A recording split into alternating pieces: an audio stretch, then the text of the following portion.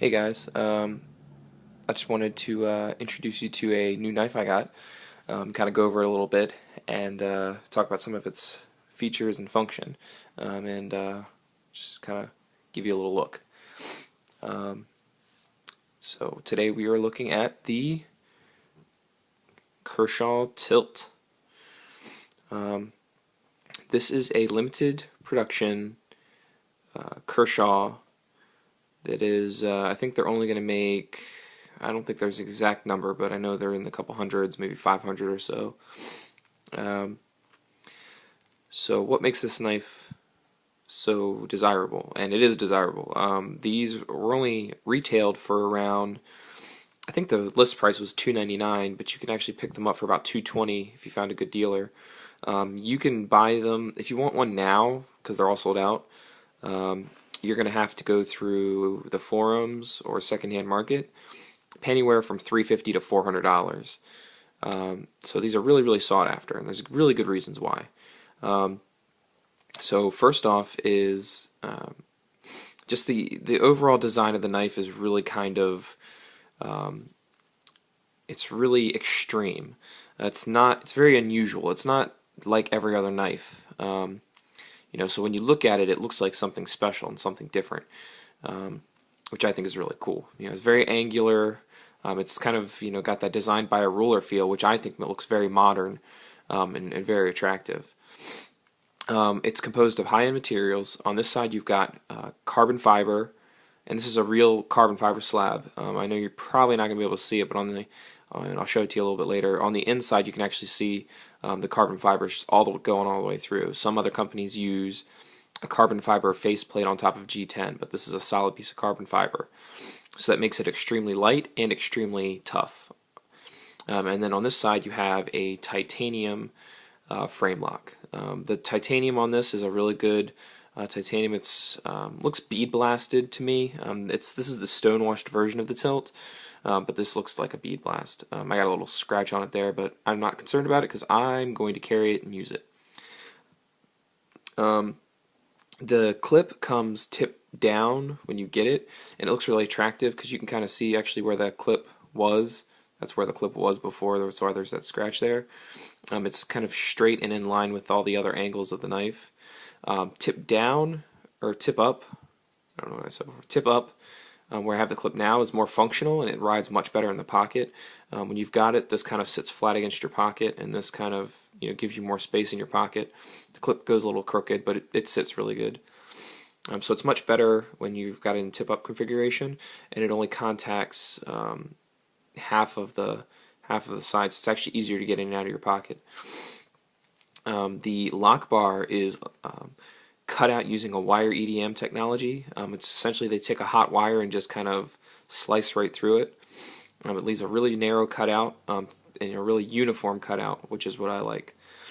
It's cut at an angle too, so you don't need an overextender. If you look at the zero tolerance 560, they've got this hinderer stop to keep the lock bar from over traveling. Where on this, it's a simpler design. It's really good engineering. If I was to open the knife, which I'll do now, you wouldn't be able to see through there because it's cut at an angle. It's not cut straight in. It's cut at an angle so that this lock bar can't overextend. With that being said, it's a really, like I said, simple and elegant way of achieving the same goal. So I really like that. So really good construction, really good materials. It's all titanium. It's very solidly made. Your centering is perfect. And then the other great thing about this is the KVT technology. Similar to the 560, the Kershaw Tilt uses a Kershaw velocity technology, which essentially is a washer with inset bearings.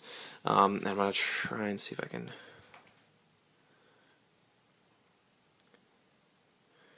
You're not going to be able to see it. But if you could see in there, let's see if a different angle. You see that blue? That's the washer. And let's see. Yeah, you're not going to be able to see it. See on the bottom side there how there's little divots? Well, that is that's your bearings that it's riding on. What it does is it makes this knife extremely smooth, and the detent is really strong. This lock bar is pretty stiff and it's really strong. I mean, if I was going to try and pull it out with my thumb, it takes a good deal of effort to get it to open up, because that's not really how this knife is meant to be opened. You know, with the strong detent in the KVT, you just give this guy a little push, and as soon as it overcomes the detent, it just flies out. And it'll do that no matter what position. This is the smoothest knife I've owned by far. I mean, if I just keep the blade open and just give it a little shake, it just, you know, shuts on its own. I mean, it is just, there's no friction here, and if you notice, it doesn't like wobble, you know, but it's just smooth. It's smoother than my 560. If you look at my 560, I can give it a push, but if I just push without giving a little effort, it won't really. I mean, there it did it, because it's the same KVT, but you know, I can keep it. I can not do it essentially. I can open it halfway if I want to. With the tilt, no matter how light I give this a push, it's gonna open every single time. It's real smooth. The lockup is tight on it. No issues with that. Really super awesome. The blade shape is kind of a Wharncliffe, but something that a couple other people noticed is that it's not a flat Wharncliffe, and I've kind of verified this on the forums. It's got a little bit of belly towards the tip. If you can see how it kind of sweeps up. I don't have anything. Oh, hang on. You can kind of see how if I place it flat, it's not quite flat, but from what I've seen, every single tilt is like that. So that's not, you know, that's not a strange thing. So I think it's kind of cool because it's not a complete Wharncliffe, and what that actually does is it actually lets your tip, instead of being like a normal Wharncliffe where your tip is really delicate, it's not as delicate because it has that slight upsweep to it. This thing is really super sharp. I mean, it glides through everything and anything. I didn't even bother to. Normally, if I get a knife, I'll touch it up just a little bit, just to make sure it's, you know, completely razor sharp. But this is razor sharp from the box. The blade shape, like I said, is a Wharncliffe. Really good. It uses a composite. If you notice, you see this line right across here. That is they copper weld this upper piece to this lower piece, and you know, I've had some discussions about this. They use a Vanax 75, which Vanax 75 is supposed to be one of the best steels as far as edge retention and toughness and just all around durability and just everything. It's supposed to be one of the best. But Vanax 75 is extremely hard to get. It's you know, I think I was talking to somebody online, and they were saying, I think it was the Mule team and Vanax 75 trying to you know, lobby for that, and they were saying that the Vanax 75 is just too hard to get. The availability is so limited that they can't even produce something like the Mule in it, which I think makes this extremely cool, because you get the Vanax 75 in a knife that, you know, nobody else has the Vanax 75, which is cool. And I think part of the reason they could do that is because they only use this little tiny sliver of Vanax, so they could take and stretch, instead of having to make this entire blade out of Vanax 75.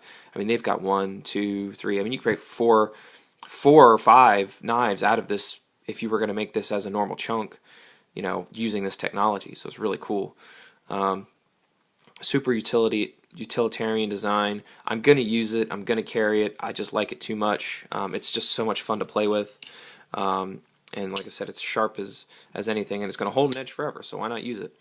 The carbon fiber is really attractive. Oh, I should mention, this is the Stonewashed version, which I did say. They also make this in a DLC coded version, and I don't have that one.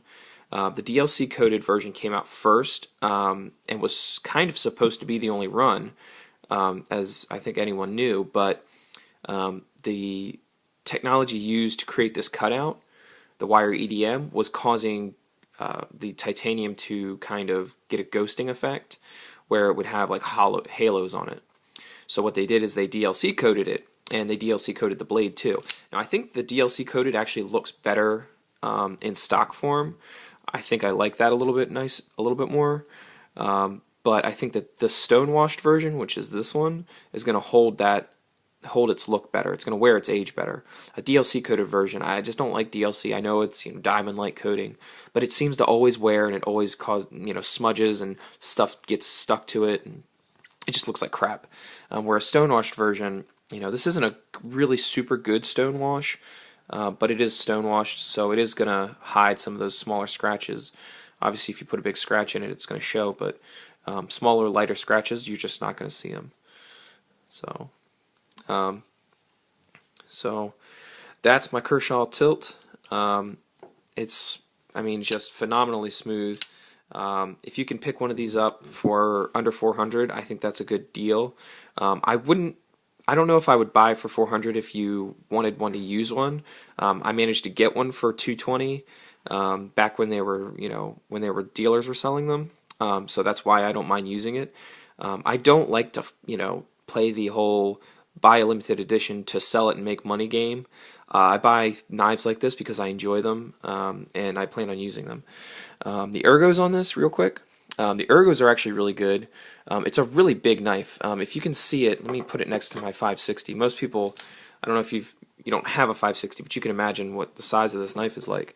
Look at the size compared to the 560. It's almost the same size, and if you look at the cutting edge or blade length is about the same, but you get much more cutting edge obviously in the 560. But overall blade length is darn similar. Thickness wise, it's actually thicker.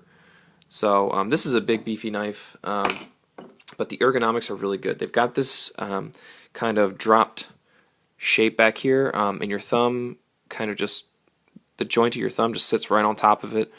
And that's really good for, if you're just going to lay the Wharncliffe down like that. But then you can also choke up, and again, feels really comfortable because then it sits back here, and your whole, fat of your thumb comes up on top, and then you can get a little deeper and do finer detail.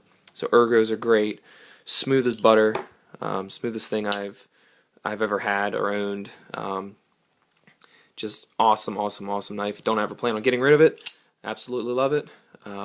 And so that's all I really have to say about it. Feel free to leave a comment. If you have any questions, or if you just want to say something cool about it, just leave a comment. All right, thanks. Have a good one.